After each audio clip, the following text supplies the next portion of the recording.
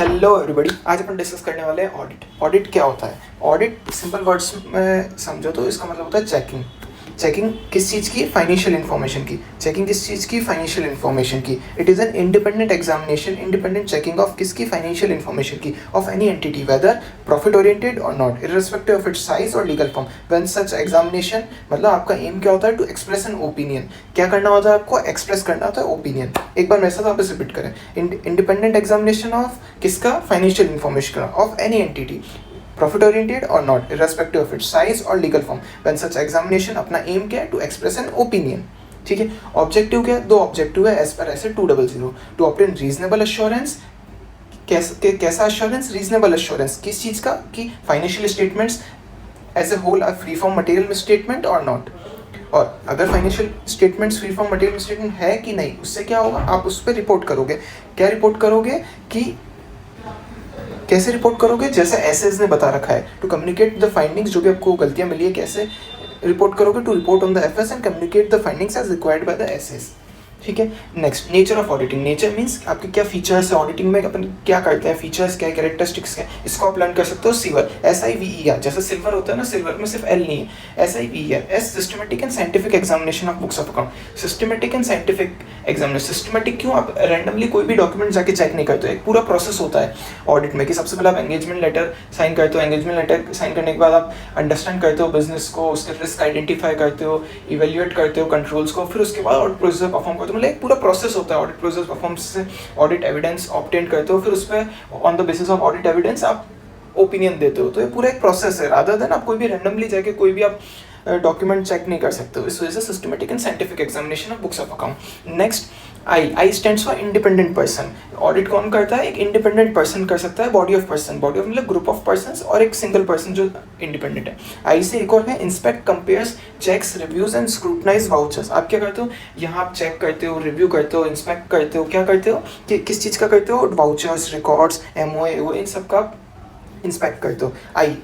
SIV, we for verify करते हो, जो भी आपने P&L में रिजल्ट्स शो करे, मतलब जो आपने बताया कि प्रॉफिट सपोज 10 करोड़ है, तो एक्चुअल में वो 10 करोड़ ही आ रहा है कि नहीं, उसको आप वेरीफाई करते हो। और जो आपने बैलेंस शीट में असेट्स लाइबिलिटीज बताई, क्या एक्चुअल में उतनी ही है कि नहीं है, वो आप वेरीफाई करते हो। SIVE for ensures authenticity of financial statements. अगर आप हर report true and fair view, आप चेक करते हो क्या फाइनेंशियल स्टेटमेंट्स रिलायबल है कि नहीं है। अगर है तो उस पर रिपोर्ट करते हो कि ये true and fair view show करते हैं, नहीं है तो उस पर आप रिपोर्ट करते हो कि इनमें ये इश्यूज है। SIVER फॉर रिव्यू, आप रिव्यू करते हो पूरे अकाउंटिंग सिस्टम को कि अकाउंटिंग सिस्टम कैसे मैनुअल है, ऑटोमेटेड है, वो देखते हो। और इंटरनल कंट्रोल्स को, क्या इंटरनल कंट्रोल्स प्रॉपर्ली इंप्लीमेंटेड है कि नहीं है, इफेक्टिव है कि क्या प्रॉपर्ली वर्क कर रहे हैं कि नहीं कर रहे हैं, ये सारी चीज़ें आप ऑडिटिंग में देखते हो। तो इससे आपको याद कर सकते हो सिवर, SIVER। Next, third, accounting and auditing. Accounting versus auditing. Accounting आप अगर नॉर्मल अकाउंटिंग में क्या होता है? फाइनेंशियल स्टेटमेंट्स प्रिपेयर कर रहे हो, वर्सेस ऑडिटिंग में क्या होता है? आप वही फाइनेंशियल स्टेटमेंट्स को चेक कर रहे हो, रिव्यू कर रहे हो, वेरीफाई कर रहे हो।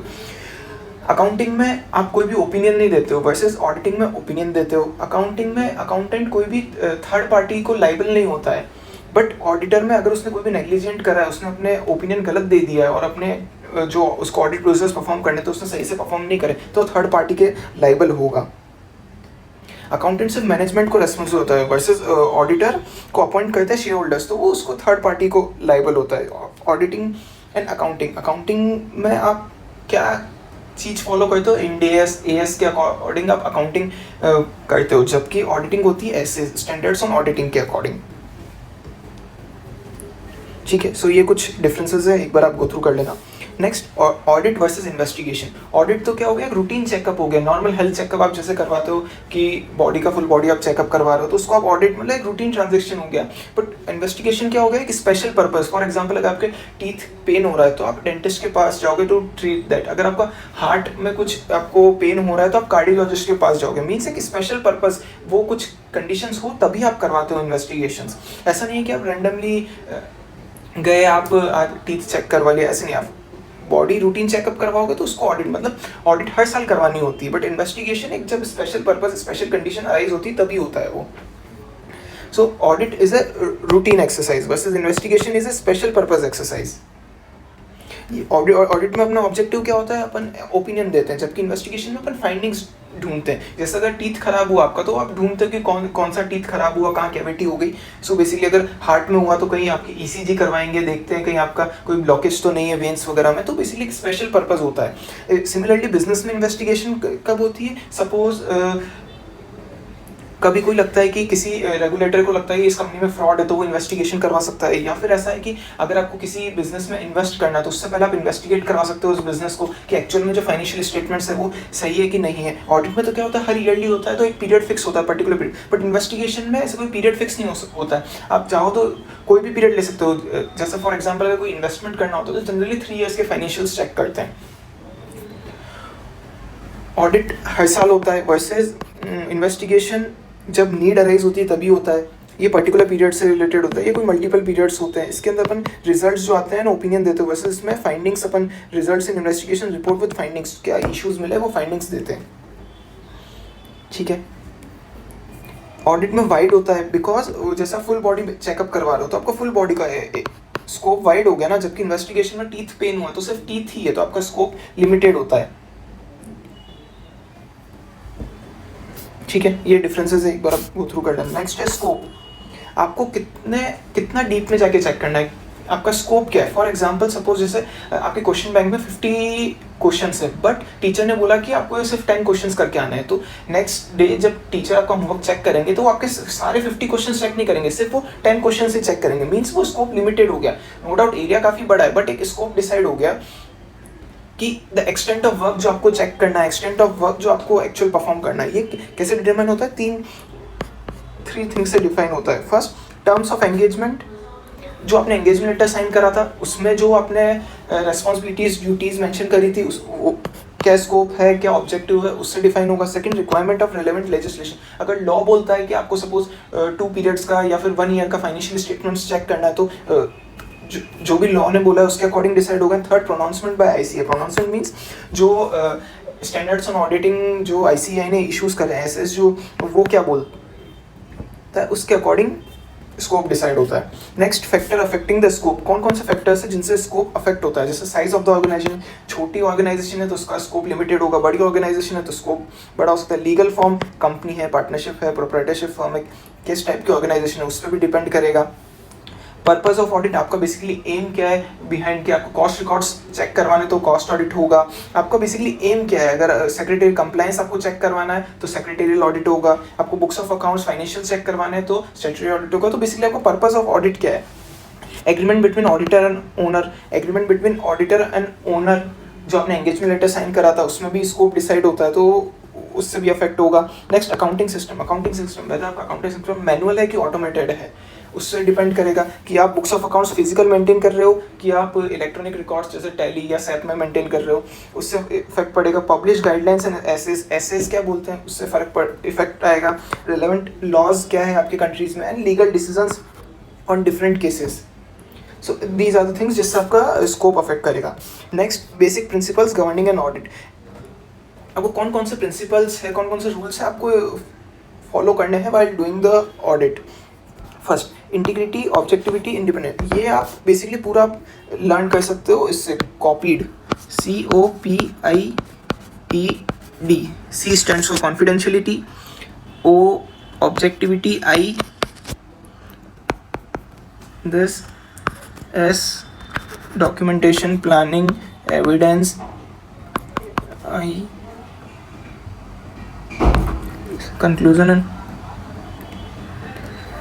ठीक है, इससे कॉपीड से आप पूरा लर्न कर सकते हो। सी कॉन्फिडेंशियलिटी मीन्स आपने कोई भी डॉक्यूमेंट्स, जब आप ऑडिट करते हो तो आपको बहुत सारे डॉक्यूमेंट्स मिलते हैं कंपनी के, तो आपको वो डॉक्यूमेंट्स कॉन्फिडेंशियल रखने, किसी के थर्ड पार्टी के साथ शेयर नहीं करना है एक्सेप्ट 2 कंडीशन। जब क्लाइंट ने परमिट कर दिया हो आपको। सेकंड, अगर लॉ बोलता है कि सपोज सेबी ने, security exchange board of India ने अगर आपसे, सेबी ने आपसे डॉक्यूमेंट्स मांगे तो आपको देने पड़ेंगे क्योंकि वो लॉ बोलता है।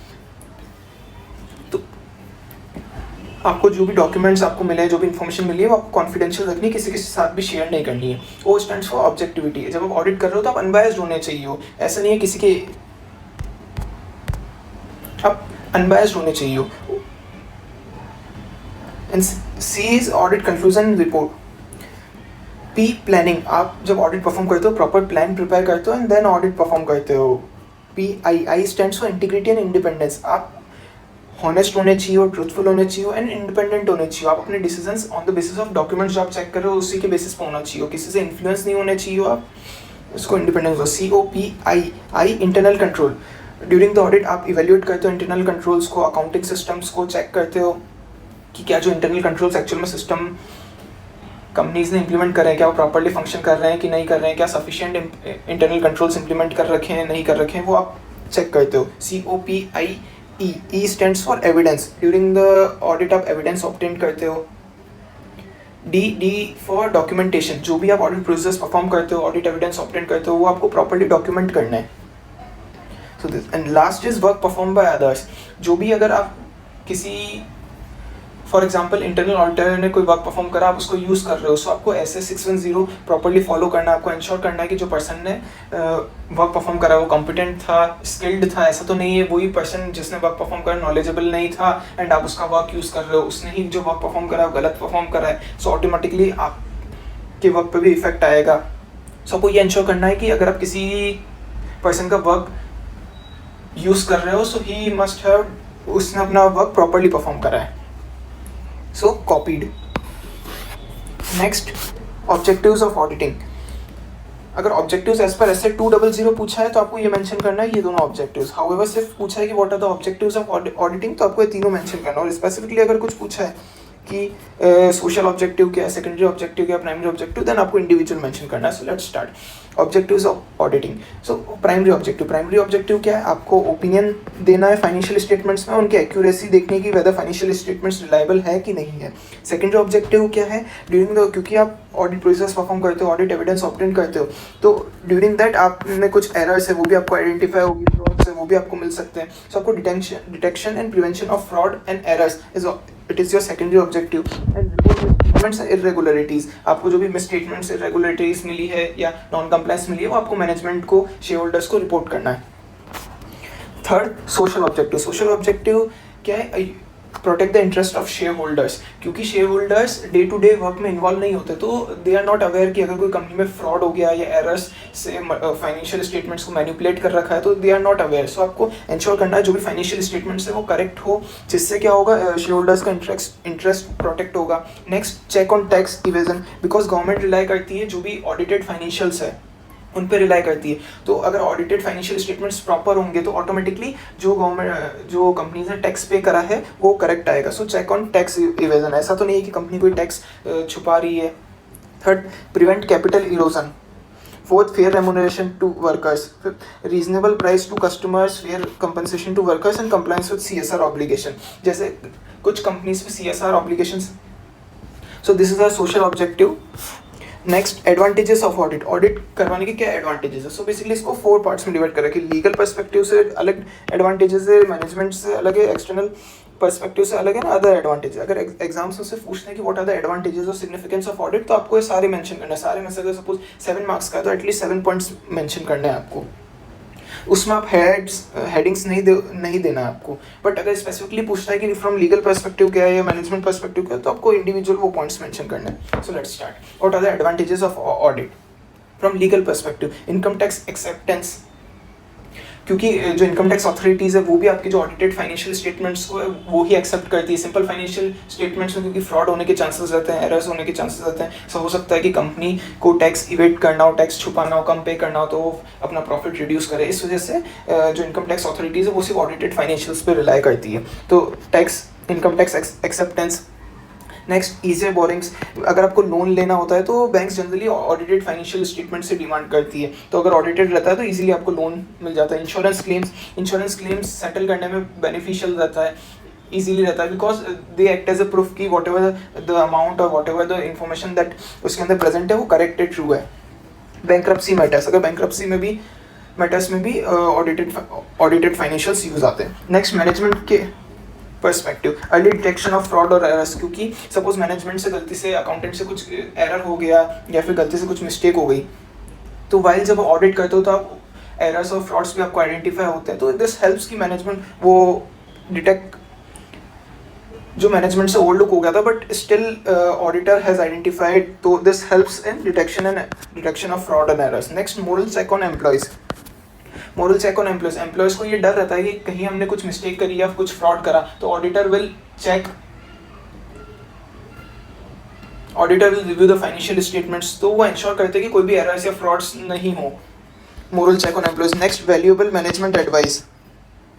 Next external perspective, settlement of accounts. अगर सपोज कोई पार्टनरशिप फर्म में पार्टनर रिटायर हो रहा है तो सेटलमेंट हेल्प करता है, क्योंकि अकाउंट सेटलमेंट कैसे होगा, ऑन द बेसिस ऑफ जो फाइनेंशियल स्टेटमेंट्स प्रिपेयर होंगे उसमें जो उसका शेयर आएगा, जो प्रपोर्शन आएगा वो रिटायर्ड पार्टनर को पे करना रहेगा, तो सेटलमेंट ऑफ अकाउंट्स में हेल्प करता है। Valuations of assets and goodwill, अगर कोई पार्टनर न्यू पार्टनर एडमिट हो रहा है, मीन्स ऐड हो रहा है पार्टनरशिप फर्म में, एंटर हो रहा है, तो that time you have to calculate कि असेट्स की क्या वैल्यू है, गुडविल बिकॉज जो पर्सन है who is going to add into the partnership firm, वो अपने goodwill का share, asset का share he has to bring into the firm. So audited financials helps in calculating valuations of goodwill, valuations of asset, helps in yes. Next analysis of future trend. आप जो financials है उससे easily आप trends find कर सकते हो। Suppose कि sales bye past 5 years के आप फाइनेंशियल्स को कंपेयर कर सकते हो कि आपके सेल्स का ट्रेंड कैसा रहा है, वो इंक्रीज हो रही है, डिक्रीज हो रही है। So you can analyse and find the trends and उसके बेसिस पर फ्यूचर ट्रेंड्स पता कर सकते हो कि सपोज पिछले 5 ईयर्स से 20% सेल्स आपकी हर ईयर ऑन ईयर इंक्रीज हो रही है, तो आगे साल भी 20% की प्रोबेबिलिटी है कि वो 20% ही इंक्रीज होगी। सो आप फ्यूचर ट्रेंड्स आइडेंटिफाई कर सकते हो, एनालाइज कर सकते हो। Next protect stakeholders. Stakeholders means जो लैंडर्स होते हैं, ओनर्स होते हैं, क्रेडिटर्स होते हैं, क्योंकि वो अपने जो भी डिसीजन मेक बनाते हैं वो on the basis of audited financials ही बनाते हैं। So it protects the stake holders.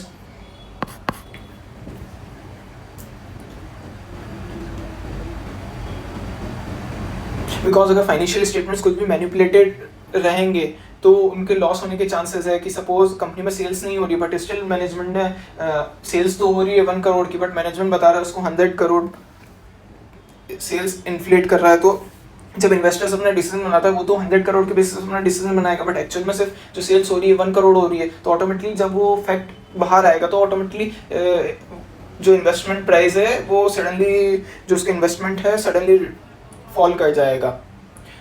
So audit ensures करता है कि जो भी फाइनेंशियल स्टेटमेंट्स प्रेजेंट हो रहे हो करेक्ट हो, रिलायबल हो। So that's why it protects the stakeholders, detects wastage and losses. अगर suppose next reviews internal controls. Auditor also reviews the internal control, evaluates की जो भी इंटरनल कंट्रोल्स है वो प्रॉपर्ली इंप्लीमेंट हो रहे हैं, प्रॉपर्ली जो एम्प्लॉयज है, मैनेजमेंट है उसको फॉलो कर रही है कि नहीं कर रही है। Reviews helps in trade disputes, admission death of partner cases, तो सेटलमेंट ऑफ अकाउंट्स में हेल्प करता है।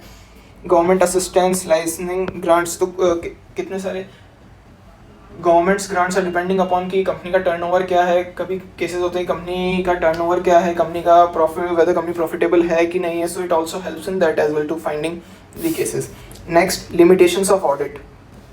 Limitations of audit, audit is done on a test check basis and not 100% verification, क्योंकि ऑडिट में सिर्फ अपन जो सैंपल्स है वो ही चेक करते हैं, अपन सारे डॉक्यूमेंट्स चेक नहीं करते। So it as a limitation, क्योंकि आपने जो ओपिनियन दिया ऑन द बेसिस ऑफ जो सैंपल्स दिया वो हो सकता है वो गलत हो, कि आपने तो बोल दिया कि मटेरियल में स्टेटमेंट नहीं है फाइनेंशियल्स में, बट ऐसा हो सकता है जो डॉक्यूमेंट्स है, जो सैंपल्स, जो डॉक्यूमेंट्स आपने चेक नहीं करे उनमें कुछ मटेरियल में स्टेटमेंट, कुछ स्टेटमेंट्स हो जो आपसे मिस हो गई हो। So it is a limitations of audit. Next, audit evidence is persuasive and conclusive, क्योंकि जो भी आप ऑडिट एविडेंस ऑब्टेन करते हो वो रीजनेबल होते हैं, वो कंक्लूसिव नहीं होते हैं। मीन्स आप 100% डॉक्यूमेंट्स चेक नहीं करते हो तो सिर्फ आप रीजनेबल अश्योरेंस ही ऑब्टेन कर सकते हो, एब्सोल्यूट अश्योरेंस नहीं ऑब्टेन कर सकते हो। इंटरनल कंट्रोल में फेल ड्यू टू कोलिजन और ओवरराइडिंग। ऐसा हो सकता है कि सपोज कोई इंटरनल कंट्रोल है बट मैनेजमेंट और एम्प्लॉय, जो जूनियर और सीनियर एम्प्लॉय है, जो आपने मेकर चेकर कंट्रोल लगाया बट दोनों ने ही कॉल आउट कर लिया, दोनों ने कोलिजन करके और उस इंटरनल कंट्रोल को ओवरराइड कर दिया हो। Next materiality concept. ऑडिटिंग में हम मटेरियलिटी फॉलो करते हैं कि सपोज मटेरियलिटी हमने लिया 1 crore is our materiality amount, so सिर्फ उसके ऊपर के डॉक्यूमेंट्स और सैंपल्स ही हम चेक करते हैं रादर देन। तो ऐसा हो सकता है कि जो 1 करोड़ से कम वाले डॉक्यूमेंट्स है उसमें कुछ एरर्स हो which may not be detected. Next provide reasonable but not absolute assurance. यहाँ रिस्क अपनी जीरो नहीं होती है, can not guarantee that future viability of success, because आप जो ऑडिट कर रहे हो वो पास्ट ईयर्स के डॉक्यूमेंट्स को आप वेरीफाई कर रहे हो, चेक कर रहे हो, जो ऑलरेडी पीरियड जा चुका है उसके आप चेक कर रहे हो, जिससे ये कंफर्म नहीं होता है कि अभी तक तो नो डाउट जो कंपनी फाइनेंशियल स्टेटमेंट प्रेजेंट कर रही है वो सही है, बट आगे भी वो ऐसे ही परफॉर्मेंस गारंटी नहीं करता है कि आगे कंपनी आफ्टर 10 years, 15 years और 20 years वो कंटिन्यू रहेगी कि नहीं रहेगी company. So it can not guarantee future viability और success. And last, does not relieve management of its responsibilities. Still management financial statements preparation management की ही रिस्पॉन्सिबिलिटी रहती है. So it does not relieve management of its responsibilities. So this was our part 1 ऑफ 6.1 chapter. Next part में हम discuss करेंगे कि classification और types of audit. Thank you.